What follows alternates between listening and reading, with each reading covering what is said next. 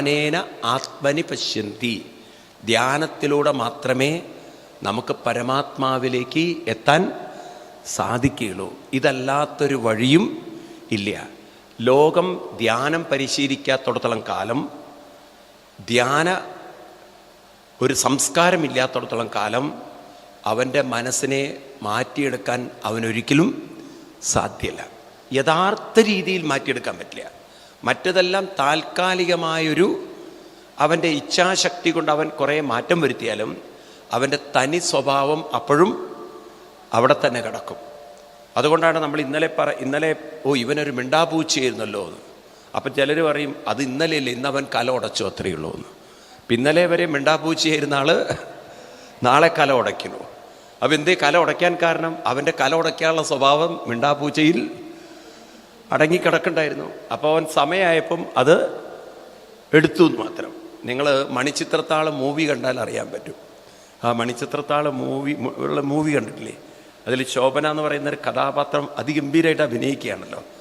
അപ്പം ഈ സാധനം ശോഭന വളരെ നോർമലായിട്ടാണ് ആദ്യമൊക്കെ പെരുമാറുക.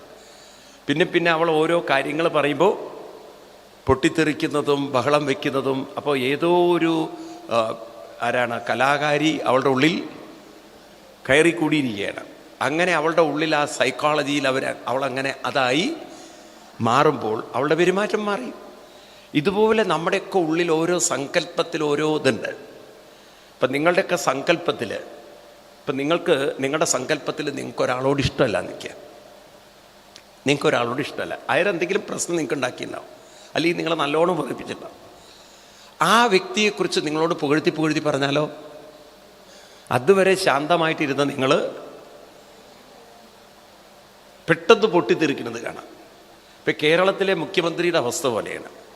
കേരളത്തിലെ മുഖ്യമന്ത്രിയോട് നിങ്ങൾ RSS ഹിന്ദു എന്നൊക്കെ പറഞ്ഞു കഴിഞ്ഞാൽ അതുവരെ ശാന്തനായിട്ടിരുന്ന ആൾ പെട്ടെന്ന് പൊട്ടിത്തെറിക്കുന്നത് കാണാം. അയാൾക്ക് ഇത്തരം വാക്കുകളൊക്കെ കേട്ട് കഴിഞ്ഞാൽ ഭയങ്കര അലർജിയാണ് അയാൾക്ക്. അതൊന്നും അയാൾക്ക് കേട്ടുകൂടാ. എന്നാൽ അയാളോട് നിങ്ങൾ ഈ എന്താ പറയുക, മറ്റുള്ള കാര്യങ്ങൾ, അപ്പം മുസ്ലിങ്ങളുടെ കാര്യങ്ങൾ, അവരുടെ നിസ്കാരം, അവരുടെ പള്ളി, അപ്പം അയാൾ എണീറ്റ് നിന്ന് നമസ്കരിക്കുകയും ചെയ്യും. അതയാൾക്ക് ഒരു കുഴപ്പമില്ല. ഈ തരത്തിലൊക്കെ ഉള്ള ഒരു ചില ചിന്തകൾ, സങ്കല്പങ്ങൾ എല്ലാവരുടെ ഉള്ളിലും ഉണ്ടോ? നിങ്ങൾക്ക് നിങ്ങളുടെ ഉള്ളിൽ പ്രബലമായ ഇഷ്ടാനിഷ്ടങ്ങൾ ഇല്ല, എല്ലാവരുടെ ഉള്ളിലുണ്ട്. അപ്പം നിങ്ങൾക്ക് ഇഷ്ടപ്പെട്ട കാര്യമാണോ ഒരാൾ പറയുന്നതെങ്കിലോ എന്നിട്ട് നമ്മൾ കുറച്ചുകൂടി ആവേശം കൊടുക്കും. നിങ്ങൾക്ക് ഇഷ്ടപ്പെടാത്ത കാര്യമാണ് പറയുന്നെങ്കിലോ എന്നൊക്കെ പറഞ്ഞ് നിങ്ങളിങ്ങനെ കോമര തുള്ളണ പോലെ തുള്ളും. കാരണം നിങ്ങൾക്ക് ആ സബ്ജക്റ്റ് ഇഷ്ടപ്പെടുത്ത് സംസാരിക്കുന്നത് ഇഷ്ടമല്ല. അത് വീടുകളിലൊക്കെ നിങ്ങൾക്ക് കാണാം. ചിലപ്പോൾ ഈ ഭാര്യാഭർത്താക്കന്മാരുണ്ടല്ലോ, അങ്ങോട്ടും ഇങ്ങോട്ടും പലപ്പോഴും ദേഷ്യപ്പെടുത്തുന്നതാണ്. എനിക്ക് നിൻ്റെ സ്വഭാവം പണ്ടേ അറിയാം, നീ ഇതല്ലേ എന്ന് പറഞ്ഞാൽ പഴയ ചരിത്രം എടുത്ത് തുടങ്ങും. അപ്പോഴേക്കും ഭാര്യയ്ക്ക് ഇങ്ങോട്ട് തുടങ്ങും. തനിക്കിഷ്ടപ്പെടാത്ത ചരിത്രം ഇങ്ങോട്ട് കേൾക്കുമ്പോൾ തന്നെ നിങ്ങളുടെ ചരിത്രം അത്ര നല്ലതെന്ന് നിങ്ങൾ വിചാരിക്കേണ്ടത്. അങ്ങോട്ടും ഇങ്ങോട്ടും തുടങ്ങും, പിന്നെ വീണ്ടും തുടങ്ങും ഫൈറ്റ്. അപ്പം ഈ തരത്തിൽ മനുഷ്യന് എല്ലാവരുടെ ഉള്ളിലും ചില സങ്കല്പങ്ങൾ ഉണ്ട്. ഈ സങ്കല്പ ലോകത്തിലാണ് മനുഷ്യനിരിക്കുന്നത്. നിൽക്കട്ടെ, നമുക്ക് വിഷയത്തിലേക്ക് വരാം. അപ്പോൾ ഇവിടെ ഈ മനസ്സിനെ നമ്മൾ പരിശീലിപ്പിച്ചെടുക്കാൻ എല്ലാവരെയും നമ്മുടെ രാജ്യം മുതിരുകയാണെങ്കിൽ പല ആളുകളുടെയും മനസ്സിലുള്ള സകല ദുരിത ദുഃഖങ്ങളെയും നമുക്ക് മാറ്റാം. ഒന്നുകൂടി ഇത് ഉറപ്പിക്കുകയാണ്. ആരാണോ ഉറപ്പ്, അവന് പ്രാണദേഹവും അനിത്യം കളത്രധനം. ഇതൊരു വളരെ പ്രധാനപ്പെട്ട കാര്യമാണ്. അങ്ങനെ പ്രാണനും പരനും ഒന്നാണെന്നുറച്ചവന് പ്രാണദേഹവും അനിത്യം കളത്രധനം. കളത്രം, ധനം, ദേഹം ഇതൊക്കെ അനിത്യം എന്നാണ് ഉത്തരം. നമുക്ക് എളുപ്പം മനസ്സിലാവും. ഇതൊക്കെ അനിത്യം എന്ന് പറഞ്ഞാൽ ഇതൊന്നും ശാശ്വതമായി നമ്മുടെ കൂടെ ഇല്ലാത്തതെന്നൊക്കെ പറഞ്ഞ അർത്ഥം പറയാം. പക്ഷേ ആ അർത്ഥത്തിലാവരുത് നമ്മളത് കാണുന്നത്. മനുഷ്യൻ ഇപ്പോൾ നിൽക്കുന്നത് ഇതിലൊക്കെയാണ്. ഏതില്? ദേഹം, കളത്രം, ധനം, ഇതിലൊക്കെയാണ് നമ്മുടെ മനസ്സ് ഉറച്ചു നിൽക്കുന്നത്. നിങ്ങൾക്കിനി എന്ത് വേദാന്തം പറഞ്ഞാലും ശരി, നിങ്ങളുടെ കയ്യിലുള്ള 100 രൂപയിൽ നിന്ന് 10 രൂപ പോയാൽ ഞാനും പരനും ഒന്നാണെന്നൊന്നും ആ ബോധം വരില്ല. അപ്പം പിന്നെ നിങ്ങൾ ആകെ പരതാൻ തുടങ്ങും. ആരെങ്കിലും ചോദിക്കുക എന്തിനാ പരതനെ, ബോധത്തിനെയാണോന്ന്? അല്ല, എൻ്റെ 10 രൂപയാണ്. കാരണം നമ്മുടെ പൈസ, നമ്മുടെ സാധനങ്ങൾ, നമ്മുടെ ആളുകൾ, ഇതൊക്കെ നമ്മളോടെന്നും ഹൈലി അറ്റാച്ച്ഡ് ആണ്. നമുക്ക് ആ ഓണർഷിപ്പ് ഉണ്ടാവും. ഞാനെന്നൊരു ഭാവം അല്ലെങ്കിൽ എൻ്റേതെന്നൊരു ഭാവം ഉണ്ടാവുമല്ലയോ? ഉണ്ടാവാതിരിക്കില്ല. അപ്പം പിന്നെ ഇതൊക്കെ എങ്ങനെയാണ് നമ്മൾ അനിത്യം എന്നൊക്കെ വിചാരിക്കുന്നത്? ഇവിടെ ഋഷിവര്യന്മാർ പറയുന്നത് നമ്മൾ ശരിക്കും അനുസരിച്ചാൽ വലിയ ദുഃഖ ദുരിതങ്ങളെ നമുക്ക് മറികടക്കാം. എന്താണ് ദുഃഖ ദുരിതങ്ങൾക്ക് കാരണം? ഞാൻ പറയുന്നത് വളരെ ശ്രദ്ധിക്കണം. ഈ ദുഃഖ ദുരിതങ്ങൾ കാരണം നാം മനസ്സിൽ ഇത് ഉറപ്പിക്കേണ്ടത്, മനസ്സിൻ്റെ ചിന്തകളിലാണ് ദുഃഖ ദുരിതം. അതാദ്യം നമുക്ക് ഉറയ്ക്കണം. വ്യക്തിയിലോ വസ്തുവിലോ അല്ല. പണം ആണോ ദുഃഖ ദുരിതം? സത്യത്തിൽ അല്ല. വ്യക്തികളാണോ ദുഃഖ ദുരിതത്തിന് കാരണം? സത്യത്തിലല്ല. എന്തുകൊണ്ടാണ് ഞാൻ അല്ല എന്ന് പറയാൻ കാരണം, അതിനെക്കുറിച്ച് നിങ്ങൾ ചിന്തിക്കുന്നില്ലെങ്കിൽ ആ ദുഃഖ ദുരിതം ഇല്ല. നിങ്ങൾ കഴിഞ്ഞ ദിവസം പത്രം വായിച്ചു, കൊല്ലത്ത് ഒരു പെൺകുട്ടി ആത്മഹത്യ ചെയ്തു. അതിന് 3 വയസ്സ്, 1 വയസ്സായിട്ടുള്ള കുട്ടിയുണ്ട്, ഒരു 6 മാസം 7 മാസം. വായിച്ചു നിങ്ങൾ പത്രത്തിൽ? ഈ കുട്ടി മരിച്ചു കിടക്കുന്ന ബോഡിയുടെ അടുത്ത് നിന്ന് ആ അമ്മയുടെ പാല് കുടിക്കുകയാണ്.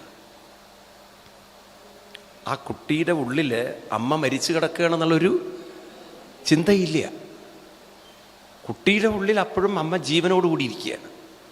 കുട്ടി എപ്പോഴും വിചാരിക്കുന്നത് എൻ്റെ അമ്മയ്ക്ക് ജീവനുണ്ട്, അമ്മയ്ക്ക് എനിക്ക് പാല് തരാൻ സാധിക്കുന്നുള്ളതാണ് കുട്ടിയുടെ ചിന്ത. നിങ്ങളൊന്ന് ആലോചിച്ച് നോക്കൂ, 2 മനസ്സുകൾ. ഒരു മനസ്സില്ല, പോയി കഴിഞ്ഞു. വേറൊരു മനസ്സപ്പോഴും ആ ചിന്തയിലിരിക്കുകയാണ്. അപ്പോൾ സകല ദുഃഖങ്ങൾക്കും കാരണം ചിന്തകളാണ്. മനസ്സിൻ്റെ ചിന്തകളാണ് സുഖദുഃഖങ്ങൾക്ക് കാരണം. ഇതെപ്പോഴും മനുഷ്യൻ അട്ടിവരട്ട് പഠിക്കണം. മനസ്സിൻ്റെ ചിന്തകളാണ് സുഖദുഃഖങ്ങൾക്ക് കാരണം. ശരിയല്ലേ? ആണോ? ചിന്തിച്ചാലല്ലേ ദുഃഖമുള്ളൂ. ഇപ്പം നിങ്ങളുടെ കയ്യിലുള്ളൊരു സാധനം പോയി, നിങ്ങൾക്ക് വളരെ ദുഃഖമായി. നിങ്ങൾ അതിനെക്കുറിച്ച് ആവർത്തിച്ച് ചിന്തിച്ചിട്ടില്ല എങ്കിൽ നിങ്ങൾക്ക് വല്ല ദുഃഖമുണ്ടോ? പറയൂ. ഇപ്പം മരിച്ചു കിടക്കുന്ന ഒരാളെക്കുറിച്ച് നമ്മൾ ആവർത്തിച്ച് ചിന്തിച്ചാൽ മാത്രമല്ലേ ദുഃഖമുള്ളൂ? പറയൂ. നിങ്ങൾ അയാളെക്കുറിച്ച് ചിന്തിക്കുന്നില്ല, നിങ്ങൾ വേറെ വല്ലതും ചിന്തിക്കുകയാണെങ്കിൽ ആ സമയത്ത് അത്ര ദുഃഖം ഉണ്ടാവുമോ? ഇപ്പം മരിച്ചു കിടക്കുന്ന ഒരാളെക്കുറിച്ച് നമ്മൾ വളരെ വിഷമത്തിലിരിക്കുമ്പോഴാണ് ഇൻഷുറൻസ് കമ്പനിക്കാർ പറഞ്ഞത് ഒരു 50 ലക്ഷം കിട്ടാനുള്ള ചാൻസ് ഉണ്ട്, ചില പേപ്പേഴ്സ് ഒപ്പിടണമെന്ന്. അത് 2-3 ദിവസം കൊണ്ട് ഒപ്പിട്ടാലേ അവർക്ക് പേപ്പർ പ്രോസസ്സ് ചെയ്യാൻ പറ്റുള്ളൂ എന്ന്. പറയൂ. ഇനിയിപ്പം നിങ്ങൾക്ക് എന്തായിരിക്കും ചിന്ത? മരിച്ചു കിടക്കുന്ന ആൾ അവിടെ കിടക്കുന്നുണ്ട്, 50 ലക്ഷം കിട്ടാനുള്ളൊരു സ്കോപ്പ് ഉണ്ട്, അതിന് കുറച്ച് പേപ്പർ ഒപ്പിട്ട് കൊടുക്കണം, അത് 3 ദിവസം കൊണ്ട് ഒപ്പിട്ടാലേ 50 ലക്ഷം കിട്ടുള്ളൂ എന്ന് പറഞ്ഞാൽ, ഇനി 3 ദിവസം പോട്ടെ, 3 മണിക്കൂർ കൊണ്ട് ഒപ്പിടണം എന്ന് പറഞ്ഞാൽ, അതുവരെ അയ്യോ എൻ്റെ ആൾ പോയല്ലോ, ഇനി എനിക്ക് ആരുണ്ടെന്നൊക്കെ പറഞ്ഞാൽ നെഞ്ചത്തടിച്ച ആളുടെ ആ മനസ്സിനെ നിങ്ങളൊന്ന് സ്കാൻ ചെയ്താൽ അതിനെ നമുക്ക് റെക്കോർഡ് ചെയ്യാൻ പറ്റുന്നുണ്ടെങ്കിൽ അവിടെ നടക്കുന്ന ചിന്ത എന്തായിരിക്കും? നിങ്ങൾ ആത്മാർത്ഥമായിട്ട് പറയൂ. ഞാനൊരു കാര്യം ചോദിച്ചതല്ലേ. മരിച്ചു കിടക്കുന്ന ആളുടെ സങ്കടത്തിൽ അങ്ങനെ കുതിർന്ന് അങ്ങനെ ലയിച്ച് കിടക്കുന്ന ആളോട് 50 ലക്ഷം കിട്ടും എന്നുള്ളത് പറഞ്ഞു കഴിഞ്ഞാൽ എന്താണ്? സത്യം പറയൂ. ആ മരിച്ച ആളെ പോയതിൻ്റെ ദുഃഖമായിരിക്കുമോ, കിട്ടാനുള്ളത് 50 നോക്കാനുള്ള ചിന്തയായിരിക്കുമോ?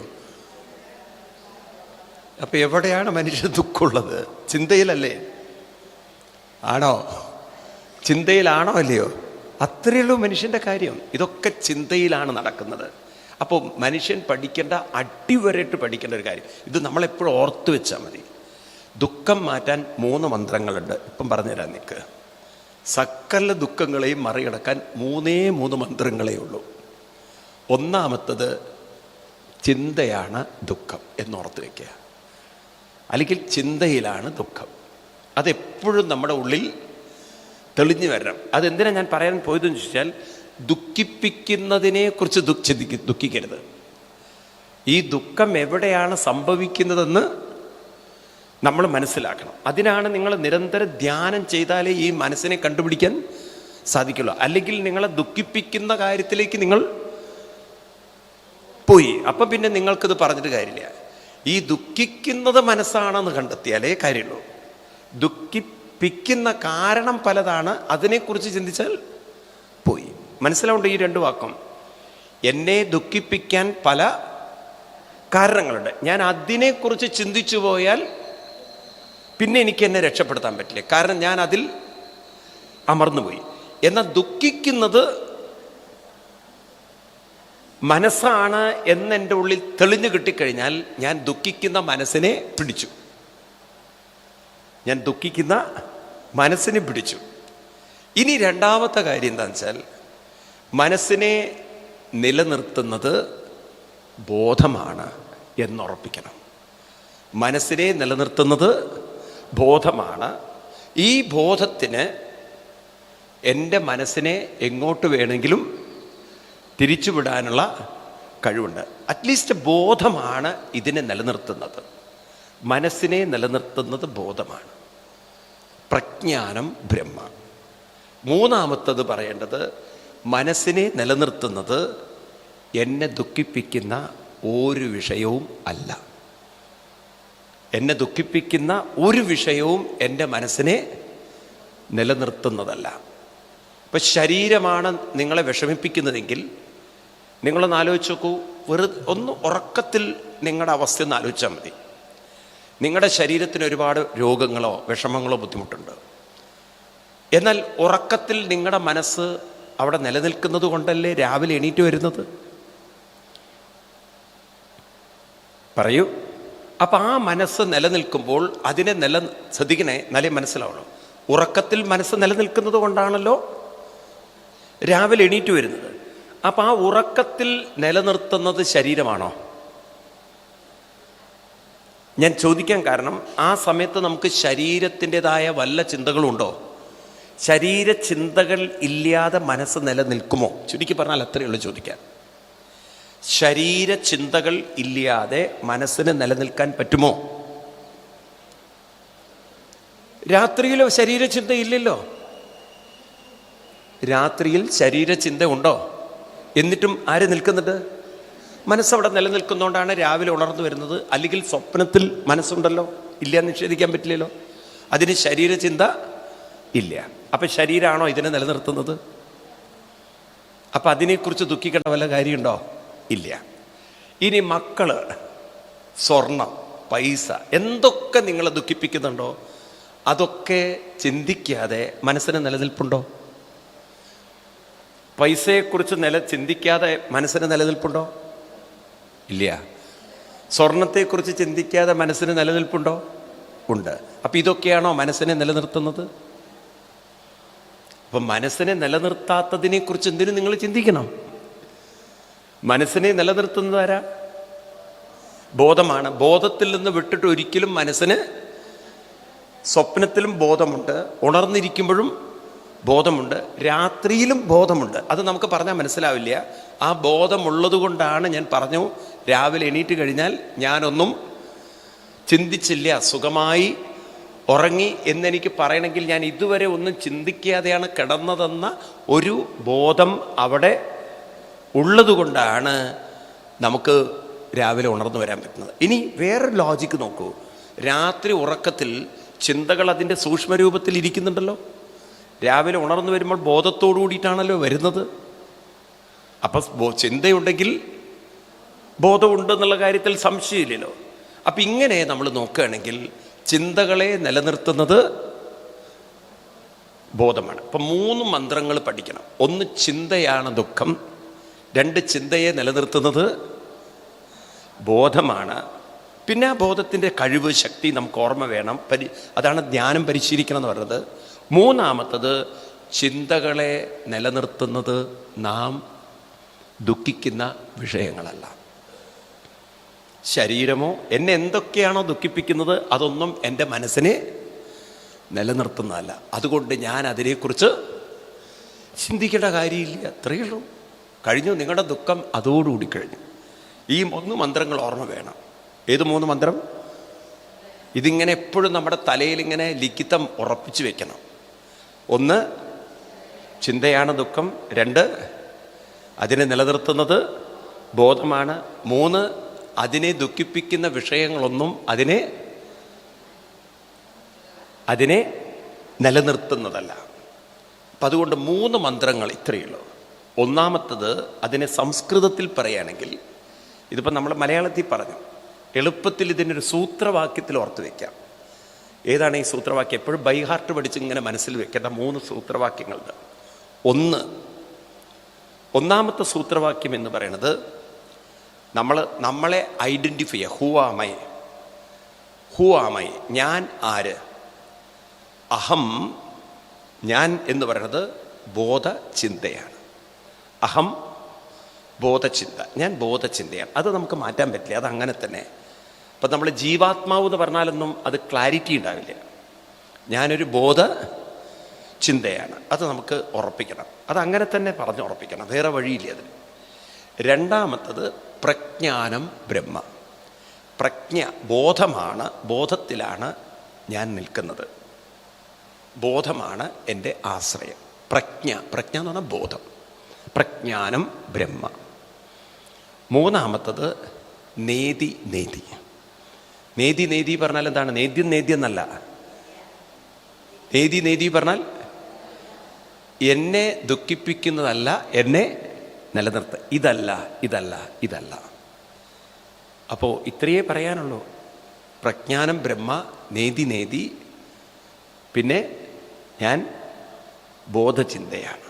ഇതിങ്ങനെ തലയിൽ ദൃഢമാക്കി വെക്കുന്നവർക്ക്, ഇത് ജീവിതത്തിൽ അപ്രോപ്രിയേറ്റ് സമയത്ത് പ്രയോഗിക്കുന്നവർക്ക് അവരുടെ മനസ്സിൽ അലട്ടുന്ന പ്രശ്നങ്ങളെ മാറ്റിയെടുക്കാൻ പറ്റും.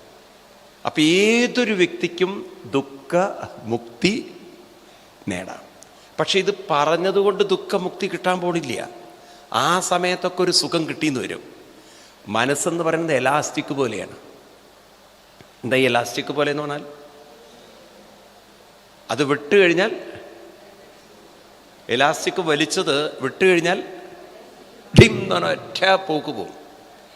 ഇതുപോലെ നമ്മൾ മനസ്സിനെ ഇങ്ങനെ മന്ത്രം പറഞ്ഞത് കൊണ്ട് മാത്രം കാര്യമില്ല, വീണ്ടും ധ്യാനത്തിലൂടെ അതിനെ ഒരു മന്ത്രത്തിലോ മറ്റോ ഒരു ജപത്തിലോ അതിനെ ഉറപ്പിച്ച് നിർത്തി, പശുവിനെ ഒരു കയറിൽ കെട്ടുന്ന പോലെ കെട്ടിയിട്ടാൽ അത് മറ്റേ ലോകത്തിലേക്ക് മേയാൻ പോവില്ല. അപ്പം അതിൻ്റെ മേച്ചിൽ ഒന്ന് നിയന്ത്രിക്കുകയും വേണം. അതിനെ പരിശീലിപ്പിച്ചാൽ മാത്രം പോരാ, അതിനെ നമ്മളെ അസ്വസ്ഥപ്പെടുത്തുന്ന ചിന്തകൾ അയവിറക്കാൻ ഒരിക്കലും അനുവദിക്കരുത്. ഈ ഒരു ടെക്നിക്ക് ആരാണോ തലയിൽ മനസ്സിൽ പരിശീലിപ്പിക്കുന്നത്, അത്തരം ആളുകൾക്ക് അവരുടെ ജീവിത പ്രശ്നങ്ങൾ, നിങ്ങൾക്ക് ഞാൻ പറഞ്ഞു തന്നിട്ട് ഇപ്പം എന്താ മനസ്സിലാവുന്നത്? അലട്ടുന്നോ അലട്ടില്ല എന്നോ? ജീവിത പ്രശ്നങ്ങൾ അലട്ടുമോ? അലട്ടില്ല. അപ്പം നോക്കൂ, അങ്ങനെയുള്ള വ്യക്തികൾക്ക് ഈ പറയുന്ന ശങ്കരാചാര്യ സ്വാമികൾ പറഞ്ഞ ഞാനും പരനും ത്വൽപ്രാണനും പരനും ഒന്നെന്ന്, മൽപ്രാണനും പരനും ഒന്നെന്നുറപ്പ്. അങ്ങനെയുള്ളവർക്ക് ഈ പ്രാണദേഹവും ഒക്കെ അനിത്യമാണെന്ന് പറഞ്ഞു കഴിഞ്ഞാൽ, വ്യവഹാരത്തിൽ അവർ ഇടപഴകുമ്പോഴും ആ വ്യവഹാരത്തിൽ തന്നെ അവരെ അത് അസ്വസ്ഥപ്പെടുത്തുമ്പോൾ, അവർക്കതിൽ നിന്നും പുറത്ത് കടക്കാൻ കഴിയുമ്പോൾ, അവരെ സംബന്ധിച്ച് അത് നിത്യമായി അവരെ നിലനിർത്തുന്നത് അല്ലെന്ന അറിവ് അവരുടെ ഉള്ളിൽ ഉറപ്പുള്ളത് കൊണ്ടാണ്. അപ്പം നിത്യമായി നമ്മളെ നിലനിർത്താത്ത ഒന്നിനെ നിത്യമായി നമ്മൾ സ്മരിക്കേണ്ട യാതൊരു കാര്യമില്ല. നമ്മളെ നിത്യമായി അതല്ലല്ലോ നിലനിർത്തുന്നത്. അപ്പം അതുകൊണ്ടാണ് ഈ ധ്യാനം ജീവിതത്തിൽ ഒരു എസൻഷ്യലാണ്.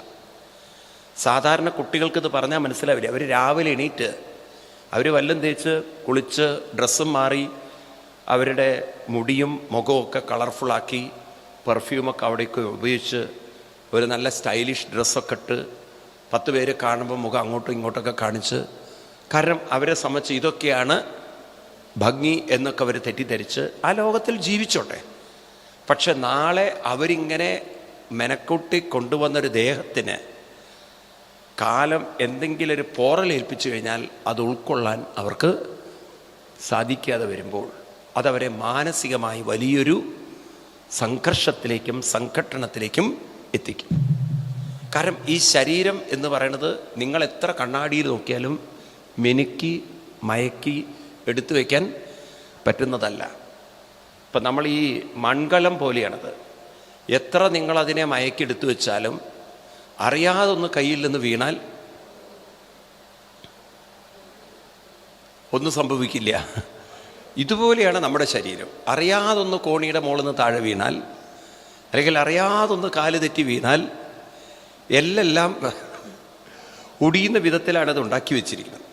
അല്ലെങ്കിൽ ഇതിന് ഈ കൊറോണ പോലുള്ള വൈറസിന് എളുപ്പത്തിൽ കയറിപ്പറ്റാൻ പറ്റുന്ന വിധത്തിലാണ് ഇതിനെ നിർമ്മിച്ചിരിക്കുന്നത്. അപ്പം അതുകൊണ്ട് ഇത് നമ്മുടെ നിയന്ത്രണത്തിലാണെന്നുള്ള വിചാരം ഒട്ടും വേണ്ട. മനുഷ്യൻ ഇതിന് മാത്രം മനസ്സ് വെച്ച് ജീവിച്ചാൽ പണം, കുടുംബം, അതൊന്നും അവൻ്റെ ജീവിതത്തിൽ എന്നും ഒരേ സുഖം തരില്ല. അതിലൊക്കെ താളം തെറ്റുമ്പോൾ അവൻ അസ്വസ്ഥനാവുന്നതിന് കാരണം ഈ പൊട്ടൻ തെറ്റിദ്ധരിച്ചു ഇതൊക്കെയാണ് എന്നെ നിലനിർത്തുന്നത്. അപ്പം ഇതിനൊക്കെയാണ് ആധ്യാത്മികമായൊരു പഠനം വേണ്ടത്. ഞാൻ എന്ന് പറയുന്ന ബോധചിന്ത ഈ പറഞ്ഞിരിക്കുന്ന ശരീരത്തിൻ്റെയും ബന്ധങ്ങളുടെയും വസ്തുക്കളുടെയും ഭാഗമാൽ അല്ല. അതില്ലെങ്കിലും ഞാൻ ഇവിടെ നിലനിൽക്കുന്നുണ്ട്. നല്ലൊരു തെളിവ് നമുക്ക് ഉറക്കവും സ്വപ്നമാണ്. ഇനി ഉറക്കത്തിൽ നിങ്ങൾ പറയും നമുക്കൊന്നും അറിയില്ലല്ലോ. സ്വപ്നം തന്നെ എടുത്തു നോക്കൂ. സ്വപ്നത്തിൽ നിങ്ങൾ കല്യാണത്തിന് പോകുന്നത്, നിങ്ങൾ കല്യാണത്തിന് സ്വപ്നത്തിന് പോകുന്നു. കട്ടിലിൽ കിടക്കുന്ന ദേഹം കൊണ്ടല്ല പോണത്, ആണോ? നിങ്ങൾ വാങ്ങിച്ച ഒരു വസ്ത്രം ഉപയോഗിച്ചിട്ടല്ല നിങ്ങൾ കല്യാണത്തിന് പോണത്. എന്നാൽ വസ്ത്രം എടുത്തിട്ട് തന്നെയല്ലേ പോണത്? വസ്ത്രം എടുക്കാത്ത ആരും കല്യാണത്തിന് പോകാറില്ലേ? അവിടെയുള്ള ബന്ധുക്കളെയൊക്കെ നിങ്ങൾ കാണുന്നുണ്ട്. നിങ്ങൾ സ്വർണ്ണാഭരണമൊക്കെ ധരിക്കുന്നുണ്ട്. ഈ സ്വർണ്ണാഭരണങ്ങളോ അല്ലെങ്കിൽ നിങ്ങളുടെ സാധനങ്ങളോ ഒന്നും നിങ്ങളുടെ ഒറിജിനൽ അല്ല, ആണോ? എന്നാൽ പിന്നെ നിങ്ങൾക്ക് സ്വപ്നമാണെന്ന് സ്വപ്നം കാണുമ്പോൾ തോന്നുമോ? അവിടെ നിങ്ങൾ കല്യാണ വീട്ടിൽ ചെന്നിട്ട് പലരെയും സംസാരിക്കുമ്പം ഓ സ്വപ്നമാണെങ്കിൽ എന്ത് സത്യമാണ് നമ്മൾക്ക് തോന്നിയില്ല. നമുക്കതെല്ലാം ശരിക്കുള്ളതുപോലെയാണ്. അവിടെ നിങ്ങൾ ആരെങ്കിലും മാനസികമായിട്ട് ഒരു കമൻ്റ് അടിച്ചാൽ നിങ്ങൾ പറയോ അടിച്ചോളൂ സ്വപ്നമാണ്, ഞാൻ ലൈറ്റായിട്ട് എടുത്തോളാന്ന് ആരെങ്കിലും പറഞ്ഞിട്ടുണ്ടോ? കാരണം നമുക്ക് സ്വപ്നം കാണുമ്പോൾ അത് യാഥാർത്ഥ്യമാണ്, ആണോ? സ്വപ്നം കാണുമ്പോൾ ചിലർക്കത് യാഥാർത്ഥ്യമാണ്, ചിലർക്കത് ശരിക്കും യാഥാർത്ഥ്യമാണ്. പണ്ട് ഞാൻ അറിയ ഒരു ആള്, ഇദ്ദേഹത്തിന് എന്തുവാ പറ്റിച്ചാൽ അന്ന് ഈ ക്രിക്കറ്റ് നടക്കുകയാണ്. അപ്പോൾ പാകിസ്ഥാൻ ആൻഡ് ഇന്ത്യ ക്രിക്കറ്റ് ഇയാൾ കണ്ടിട്ട് കടന്നു. ഇയാൾ കടന്നിട്ട് ഇന്ത്യ തോറ്റുപോയി ആ കളിയിൽ. ഇയാൾക്ക് ആ ദേഷ്യം, പാകിസ്ഥാനോടുള്ള ദേഷ്യം ഒരൊറ്റ ചവിട്ടങ്ങോട്ട് വെച്ചു കൊടുത്തു. ഉറക്കത്തിലേ ആ ദേഷ്യമൊക്കെ തോറ്റതിൻ്റെ സങ്കടം. സ്വാഭാവികമാണ്. അടുത്ത് കിടക്കണത് ഭാര്യ ഉരുണ്ട് താഴെ വീണ് 2 പേടെ അങ്ങോട്ട് വെച്ചു കൊടുത്തു. ഇപ്പോഴത്തെ കാലമല്ലേ, പണ്ടത്തെ കാലമാണെങ്കിൽ പിന്നെ സഹിക്കും. 2 പെട വെച്ചപ്പോഴാണ് ഈ മനുഷ്യൻ ഞെട്ടി ഉണർന്നത്. അതിൻ്റെ അയാളെ ഭാര്യയുടെ മെഴുക്കെട്ട് കയറാൻ തുടങ്ങി. നീ എന്തിനാടി എന്നെ അടിക്കണത്? പറഞ്ഞു, പിന്നെ നിങ്ങൾക്ക് എന്നെ ചവിട്ടാന്നുണ്ടെങ്കിൽ പിന്നെ എനിക്കെന്താ അടിച്ചൂടെ? ഞാൻ എപ്പോൾ ചവിട്ടിന്ന്? ആ മനുഷ്യൻ സ്വപ്നത്തിൽ അങ്ങനെ കാണുകയാണ്, ഈ തോറ്റതിൻ്റെ ദേഷ്യം തീർത്താണ്. ഇങ്ങനെ മനുഷ്യൻ്റെ മനസ്സിൽ സ്വപ്നം വരുമ്പോൾ അവൻ്റെ മനസ്സ് നിലനിർത്തുന്നത് ജാഗ്രത അവസ്ഥയിൽ. അപ്പം ഭാര്യ ഉണ്ടോ അയാൾക്ക്? ഈ ചവിട്ടി സത്യത്തിലെ അയാൾ ഭാര്യയാണോ?